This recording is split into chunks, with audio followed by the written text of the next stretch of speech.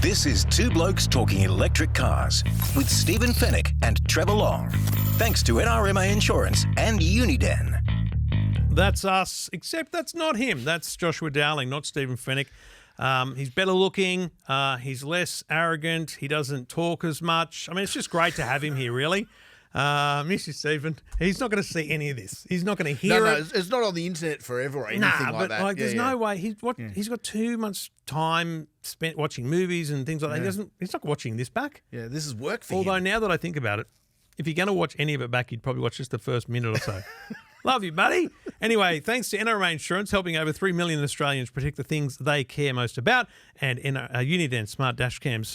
Joshua Dowling in for Stephen Fennick.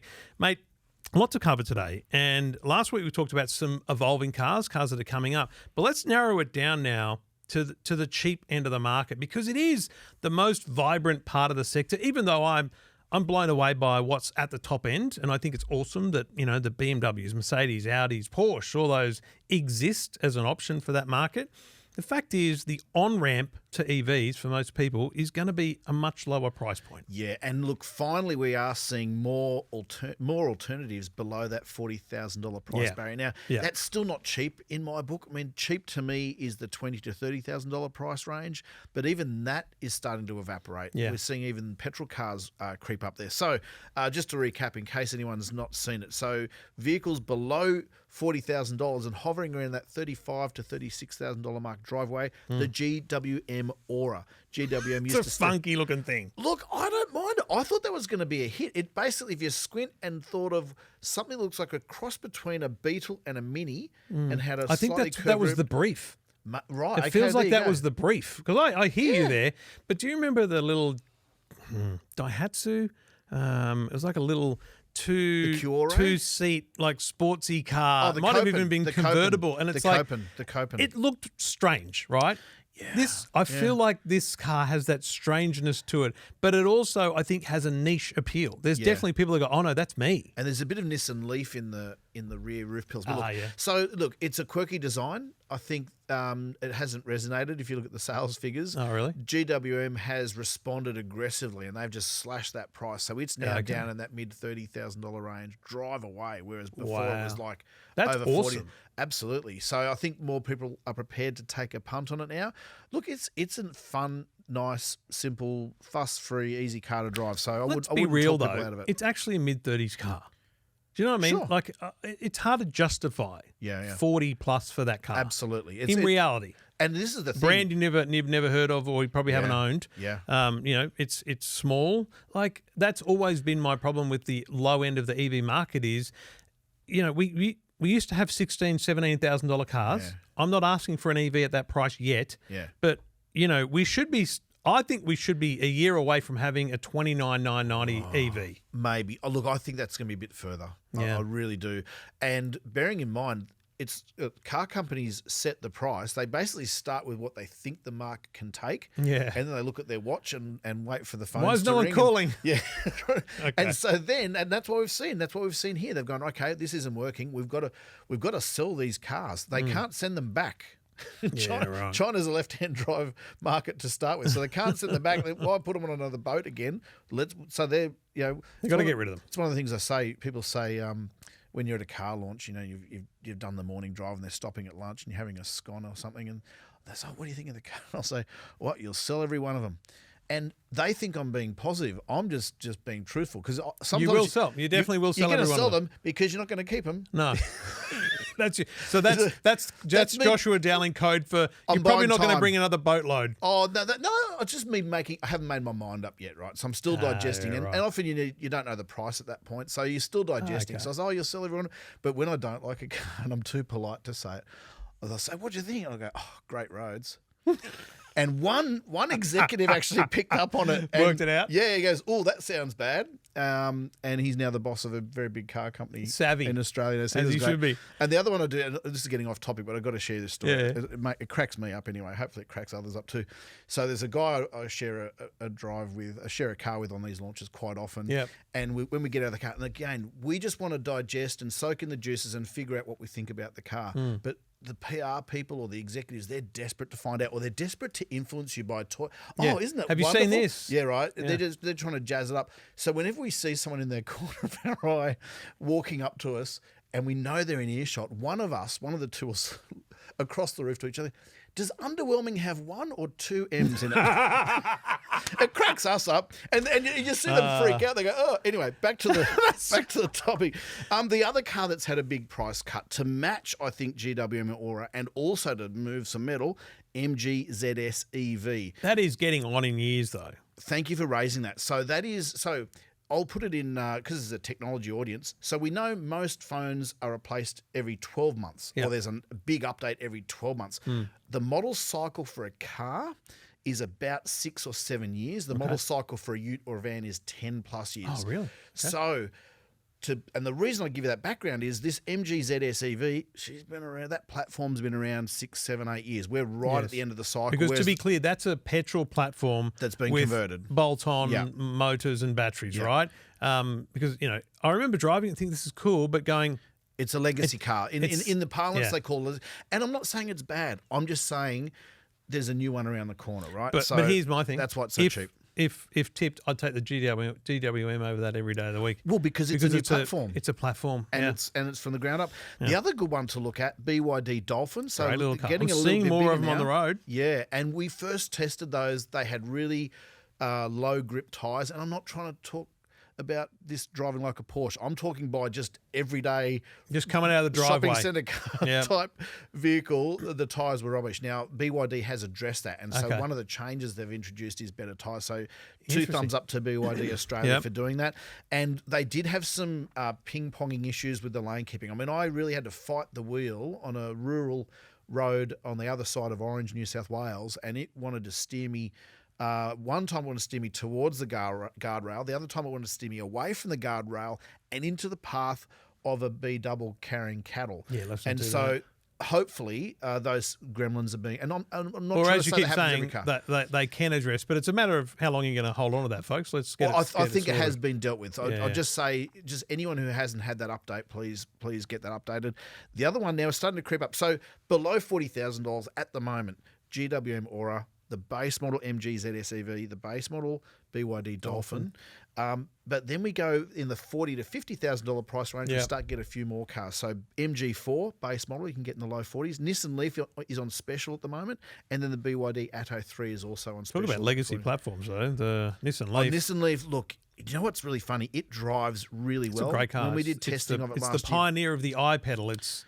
And we did the slalom driving. It grips really well, but really poor range, really old platform, time for a new one. And Nissan is about to supercharge, pardon the pun, their electric car efforts. They've got the Aria in the wings. They've got other cars globally. I'll tell you a reason to buy the Nissan Leaf. Go. Chatamo. Oh, because the number of times it's horrible. Have to educate people. I hate Chatamo. It's a different charging port. So you think you've got 2 different types of chargers really in Australia, and the CCS2 is the most common. But Chatamo is in the Nissan. It's in old Mitsubishis. It's a very Japanese thing, and it's popular in Japan. Yeah. But here's the thing: when you drive down the highway and there's a charger and there's 10 cars queued up, they're all queuing up. You go to Ampol at Hornsby and there's one Ampol charger with 2 cables on it, right? But there's 2 cars waiting for one cable. That other cable you can grab, plug in. So actually, in a world where we're still really early adopters we need more chargers, you might actually find a win with Chatamo on the highways. The Lexus is I'm trying to think of the model code, NX Electric. It has one of each. Oh, does it? It's got CCS one side and Chatamo on the other. It's brilliant.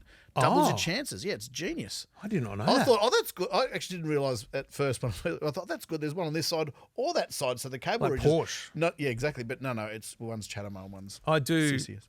It's a topic for another day, but the location of the charging port is on the Kia EV9. When we're driving to the bush, we stop at Sutton's Forest. There's an EV charge bunch there. Mate, when I back up into a parking spot, because it's at the back, I've actually got to back up into the parking spot next to the charger I want because the cable's so big, it's a 300 kilowatt charger, that it doesn't stretch all the way around the other side. So I'm actually parking in the spot for the next charger and using this charger. It's still a problem the way they lay them out, and I think that's something for another day that they need to work out. I really do. Have you had the issue, and I've had this particularly with Kia cars for some reason, where I've plugged the plug in and it doesn't doesn't connect, doesn't that. And a mate of mine gave me a really good tip from EV Central. You hold it in for 30 seconds with all your might, and then wait for the click. So if anyone's having that issue, or you're going, hang on a minute. No, it's a good tip. Even at home, taking your money. It's on like, just the AC. Yeah. I've noticed that we've the got cable's heavy. We've essentially got 3 spaces in our driveway where we could charge, where you can park and charge. And so the cable from the wall box can come round to the one that my wife normally parks in if she backs it in.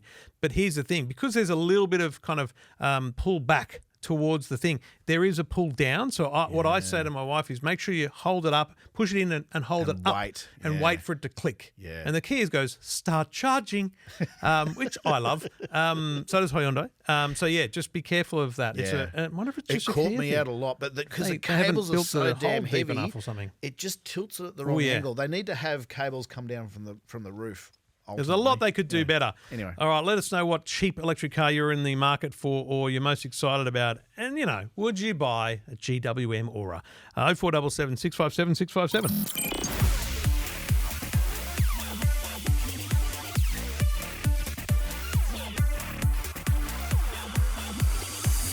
All right, let's talk about the people that are in the market for a car, haven't gone into it yet, but they're definitely buying. Like, they're watching this for a start. You don't own an electric car, you're watching this or listening to this, then clearly you've got some consideration going on. We talk a lot, especially when we're talking to callers, we talk a lot about what do they do, how are they charging, all those things. There is actually a fair bit more to think about when buying an electric car than there is for just replacing your petrol car. Yeah, and so buying a new car is a big deal at the best of times. Of course, yep. Buying a new car that's electric and you've never owned one before, that's a really steep learning curve. And I've been through the process and it can be daunting, absolutely. But as each day goes by, it's getting better and better. But I thought it'd be a good idea that we just maybe tick off a few things to consider to see if an electric car works for you. I'll start off with one. So to recap, we have normal petrol and normal diesel cars. Yep. Then we have hybrid cars that charge themselves on the move. So no plugs. Camry hybrid, RAV4 hybrid, and certain GWM hybrids and others, and Kia Hyundai now as well. Then you have the plug-in hybrid, Mitsubishi Outlander, some Kias, some Hyundais, where it'll give you roughly 50 Ks of juice, and then the petrol engine kicks over. Your upcoming Ford Ranger and Shark. Correct, the pickups.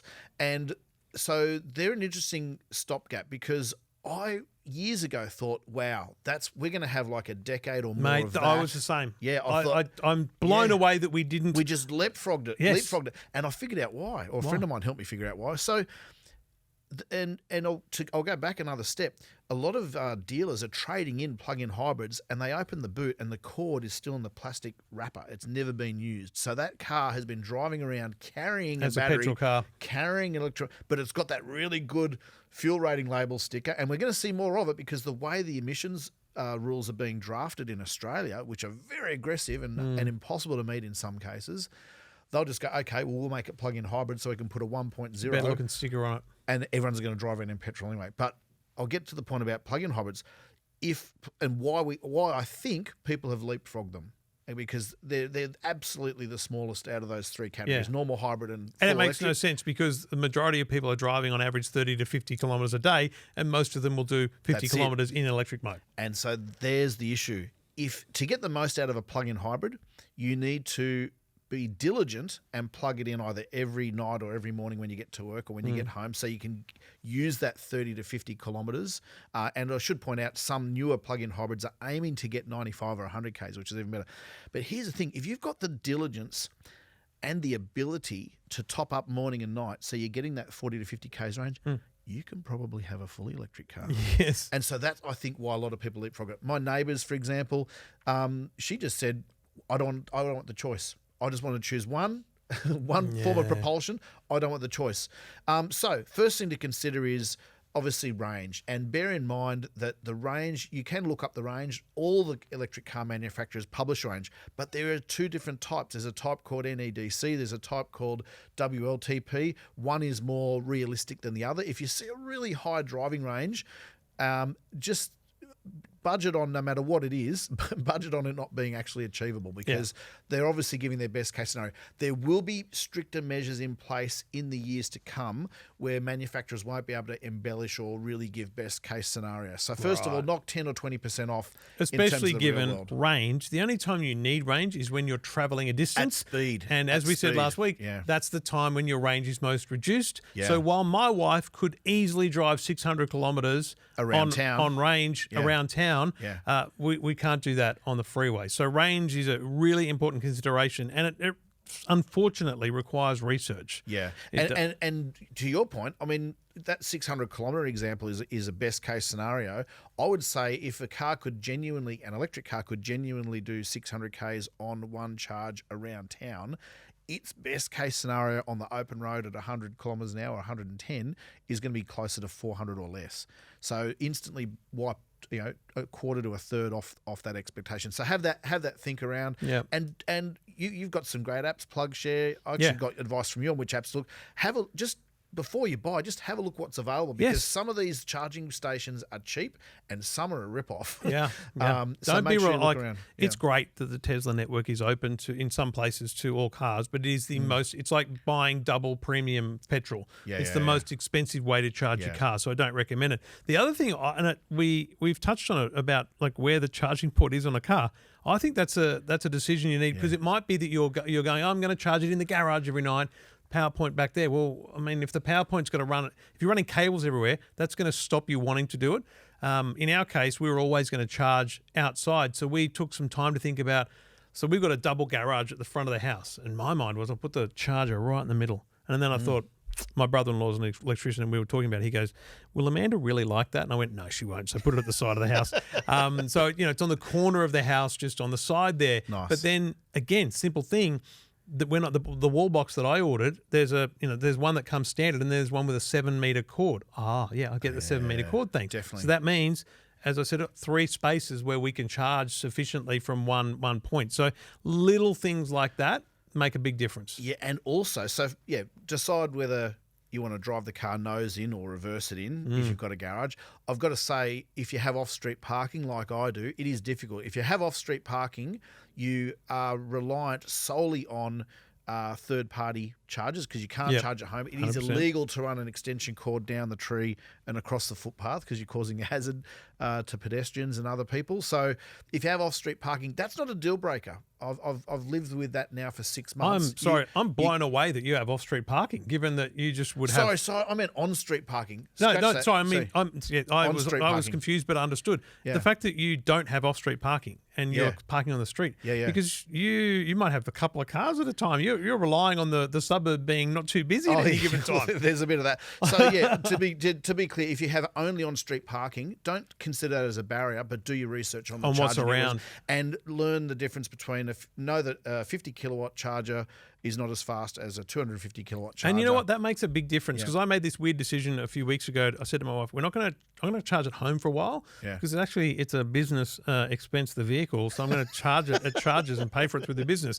Long story short, that's the smartest way to do it. But the 2 chargers I use, or the new EV one that I found, it's only 50 kilowatt. I'm like, I'm sitting here for an hour. So, it makes a big difference, the speed of the charging. And I think the other part about that is the distance of charging. So whether you're doing 80 or 100% charging. Now, it's very important to know that with most electric cars, the recommendation is to charge to 80%.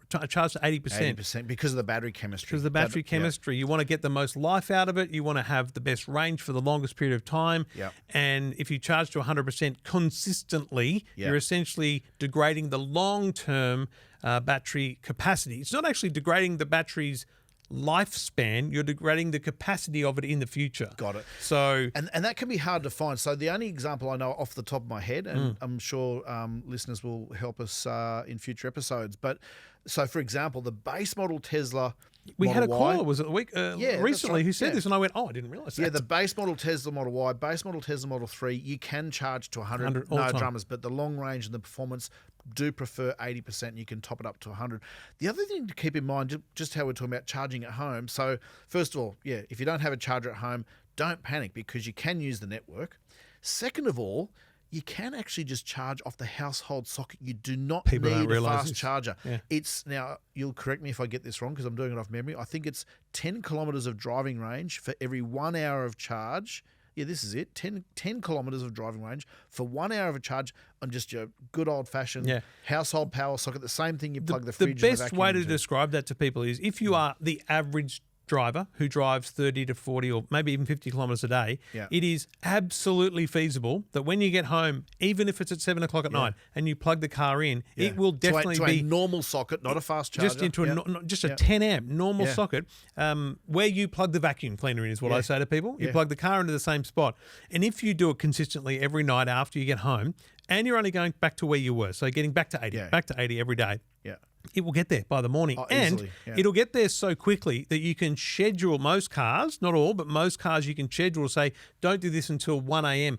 and have it ready to drive at 6 a.m. or whatever it might be, so that if you've got off-peak power, you can utilise the cheaper rate. So you do not need to install a fast charger.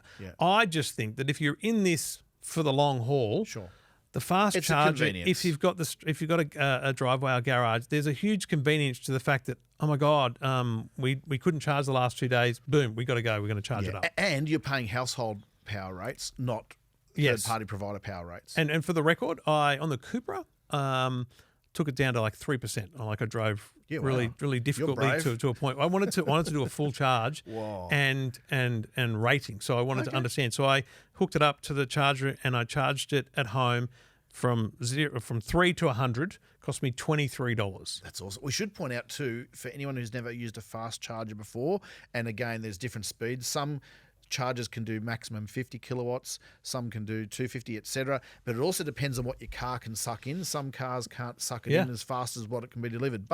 And I learnt this just by experience. I then asked questions and found out it was normal.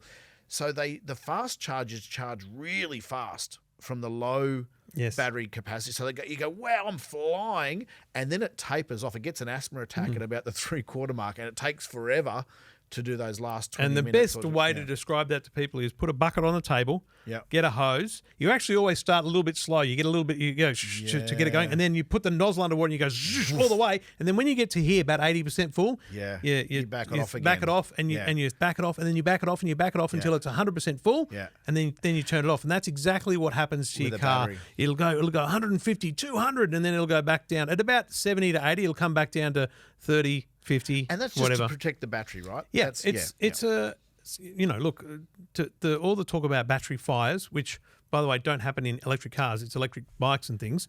That's happening because people are plugging in a random charger to a different battery, and those two things don't have the ability to communicate with each other to say, hey, I'm at 30%, you can go fast now. And so the charger is going at full pace. It's getting to the end, it's going...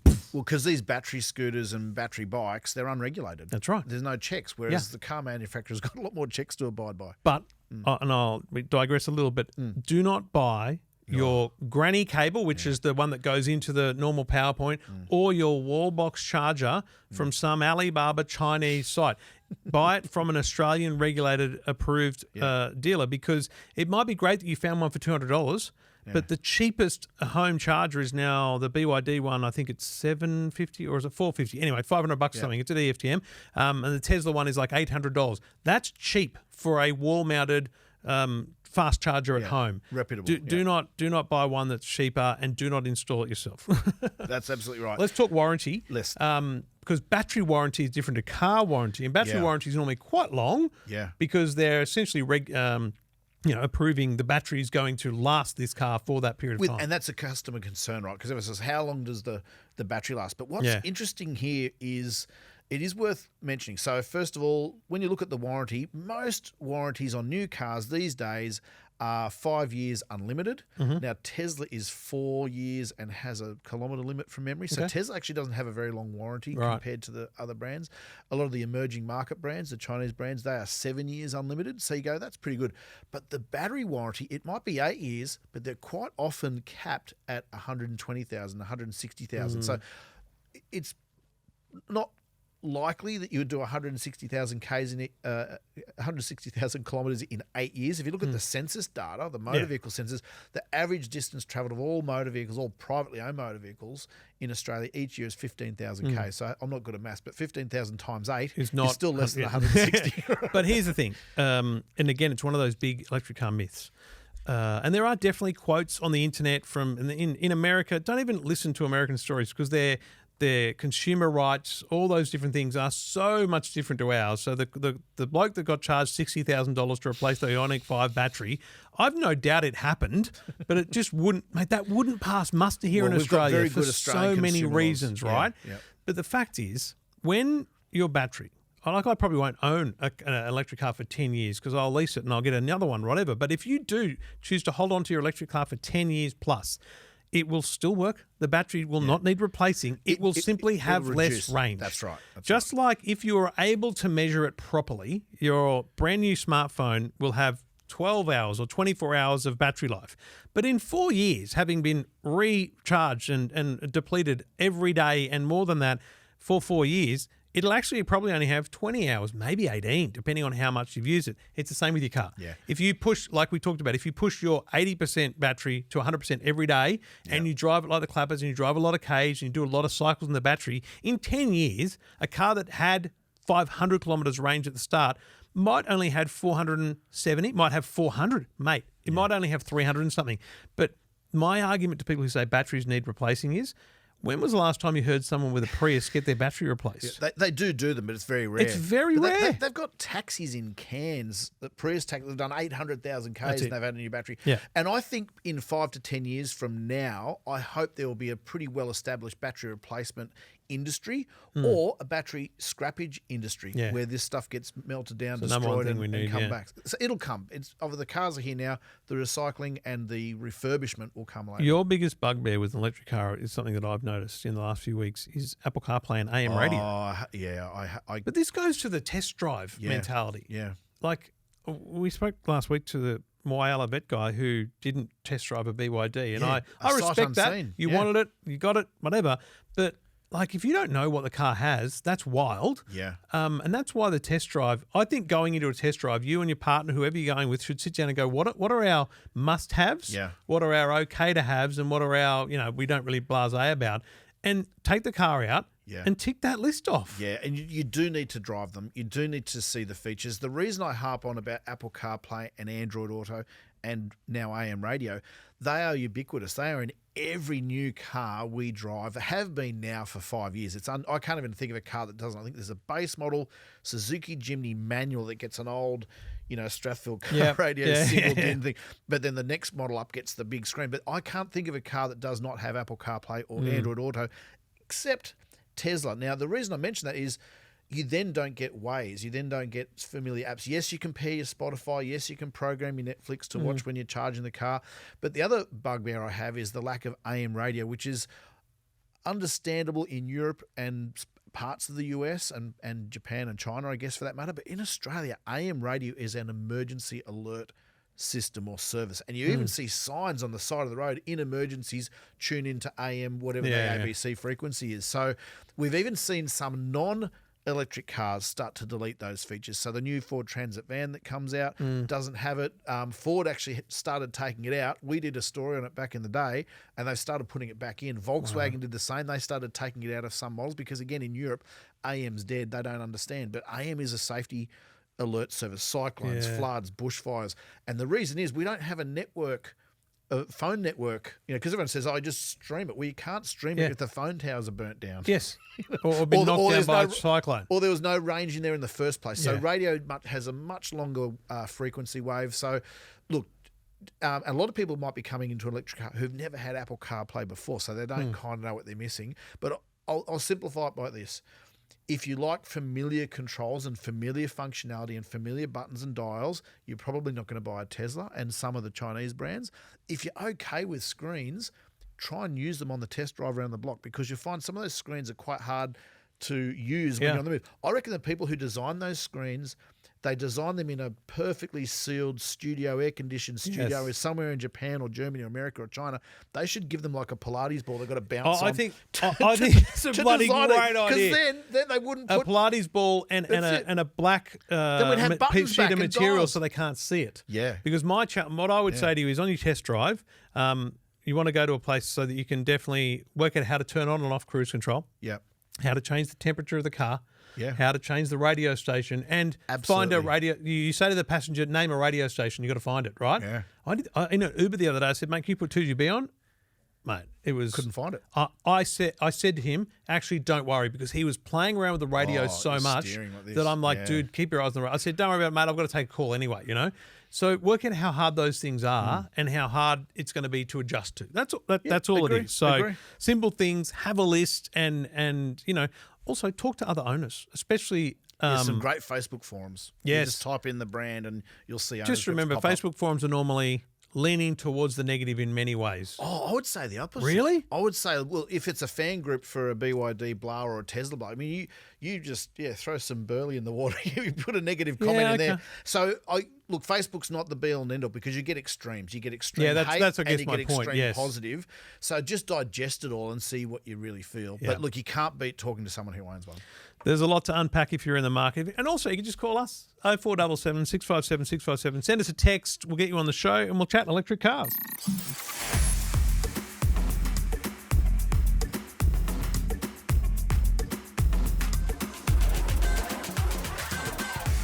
All right, now we should dedicate more time to this, but we definitely need to talk about it.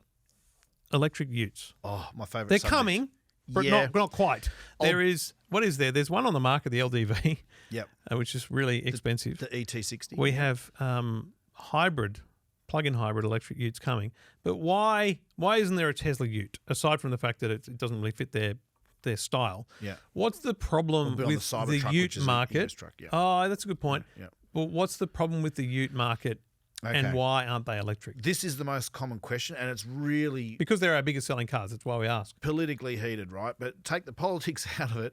The reality is, for the last decade, our top-selling vehicles have been double cab Utes, and we use them for work and play. Yes, there's a lot of them in the mines, digging up, ironically, the precious minerals to go to, some of which goes to battery technology for electric cars. So it's not just all divorced dads taking surfboards and kids' bikes in the back to the beach on the holidays, but they are a very good dual-purpose vehicle. So that's why double cab Utes are here to stay, and we need to find, hopefully, an electric option for them. The reason I think double cab Utes and the full-size pickups in the US are the hardest vehicles to fully electrify or fully conquer is because of their use. So a passenger car, generally the weight of that vehicle doesn't change much from you put one or two passengers in it. They're not towing things with it. As soon as you add a ton of weight to an electric pickup, tow a 2-ton trailer, let alone a 3.5-ton trailer, your range cuts in half, if not more. Now, the electric car, people who think every car should be electric would say, yeah, but you use more fuel than a diesel Ute when you're carrying and towing. Yes, you do, but it doesn't cut by half. Yeah, that's true. Diesels love just chugging along. That's the why inefficiency of load is greater massive. on an electric car. But like you go to America, and you're right, Cybertruck, but the Rivian, the F-150 Lightning, it's a beautiful they car. look great. Yeah. They seem to drive well, but I guess I've never seen one used as an actual trades vehicle. That's what we're seeing. The advantages are you can power tools. So the Ford F-150 Lightning, there's media shots and media videos of guys, using power tools on site, and that's an advantage that the plug-in hybrid Ranger will have when it gets here next year. You'll be able to power some tools off there. But here's the issue. So first of all, the range is blunted tremendously as soon as you start to load it up. Yeah. So that all of a sudden you've gone from 400 Ks straight back to 200 Ks. And in the case of the LDV ET60, it's in like 150 Ks when you put a little bit of weight in it, and it's only 2-wheel drive, and it doesn't have as much of a payload as a diesel. So then you think, okay, we just need bigger batteries or more batteries. So you do that, and it's a case of 2 steps forward and 1 step back, because the more weight you add in the less battery load packs, you can take? Correct. And the more energy you're using to move that vehicle. Yeah. So while we see electric Hummers and electric Ford F-150 Lightnings, electric Rivians, and even Cybertruck, they really only good empty. Yeah. And so in terms of usefulness, we will see electric pickups. I've no doubt it has to happen. But as you mentioned we need recently, battery technology that's going to do it, right? That's right. That's why they are the hardest vehicles to do, because in fact, they're the hardest vehicles when you've got a diesel engine under the bonnet. You think about let's take a Toyota Hilux or a Ford Ranger or a Isuzu D-Max, our top 3 selling vehicles in Australia for the past 2 years. Those vehicles have to have 5-star safety and be relatively comfortable and luxurious, luxury in a relative term. They've got to drive like an SUV. They've got to have good driving range. They've got to be able to carry a ton. They've got to be able to go off-road, really gnarly off-road. And they've got to be able to tow up to 3.5 ton. And it's got to be 60 grand. There is no car in the world, in the automotive world, that has to hit all those axes at that price point. That's a tough Venn diagram. It is. And that's why I think it's going to be equally as hard, if not harder, for electric cars to really know that. We really need, or electric pickups, I should say, we really need battery technology to get better and lighter. And then we'll have electric pickups. And that initial push from Ford with the Ranger and BYD with the Shark, that'll be awesome, and there'll be a good funk around it. There'll be some good hype. It'll be excellent. Those plug-in hybrids are all about that window sticker, mate. That is just to make regulators happy in Australia and other parts of the world. Hey, look, we've got a ute that uses 1.9, and let's see how many of those utes come back in a few years' time trading in with a cord that's never been taken out. It is just a way of gaming the system. We have to ignore the fact that utes are not ready to go electric. It's as simple as that. That's it. Not yet. Soon. The rest of the market is broadly getting there, but it's a slow. We've plateaued a bit. It's a slow crawl from here, but I think it's a really good insight. Load. I mean that vet last week with his towing. We didn't really ask him what it did to range, but load makes a difference. If you're going to tow, there's a bloke with a EV9. I see him on Facebook towing a caravan around Australia. Wow. I think respect, mate. Good on you. But he would have to be stopping every 200, 250 Ks. And if he's a grey nomad, he's probably got time. No, I think he's a family man. Oh, really? Yeah. So it's the family got time doing to stop it. And charge all I don't know. that He's obviously won a lotto or something. Does he have a diesel generator in the back? I'm not trying to goad anyone here. I'm not trying to but maybe he's got a diesel generator in case he gets really stuck. I don't know. But it's also like LDV are in the market with an electric ute because they can say they were the first. No one else. Toyota can never say they were first. Someone's got to be first. Someone's always got to be first. Yeah. So this bloke's just going to be the first bloke to drive around Australia in an electric Kia EV9 with a caravan. Good luck to you, mate. Well done. 2 blokes talking electric cars. Thank you, mate, and we'll see you again next week. Will do.